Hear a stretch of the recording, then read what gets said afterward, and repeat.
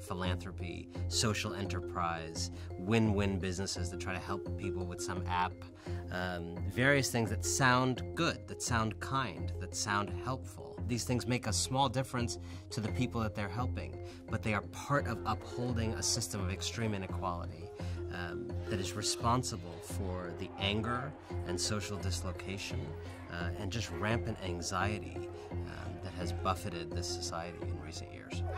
We live in this time of extraordinary generosity by the winners of our age, but a time in which those winners use generosity to actually protect the system that continues to cause many of our biggest problems and to shut most Americans out.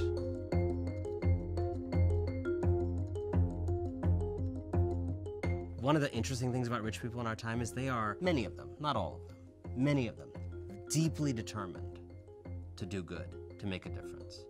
But in their insistence on doing that in a way that protects their own privileges, keeps them on top, keeps the money-making system that let them win, does not make them sacrifice, does not come at the expense of their privilege.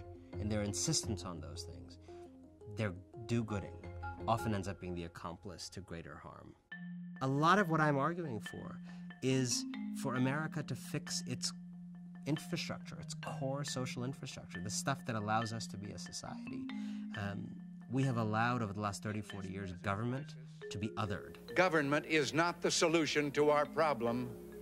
Government is the problem. Government has been turned in people's imagination into an enemy, an alien invader. The work of actually fixing that begins by taking government and public change-making back at all levels. You can't use a dysfunctional Congress or Trump as an excuse to not do that. We have government at every level in this society. We are the popular vote! There is a playbook in this country, written in our very first amendment, for speaking your truth, for assembling, for organizing, and actually fighting to change this country. And people have done it time and again. We had slavery in this country, we had segregation in this country, we had internment in this country, women couldn't vote in this country. I think for a lot of the last many decades, there was kind of this view that, government was this bloated, boring sideshow.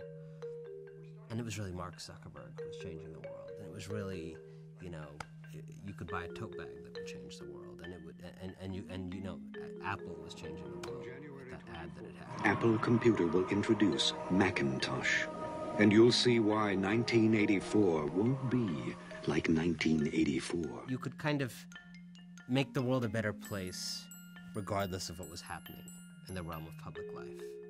And I think we've been very rudely awakened to the idea that a society is only as good as its public life. There's a lot of things we can do to recreate the conditions for actually improving this society in its deep bones and not on the surface. We just have to be willing and desirous of doing so.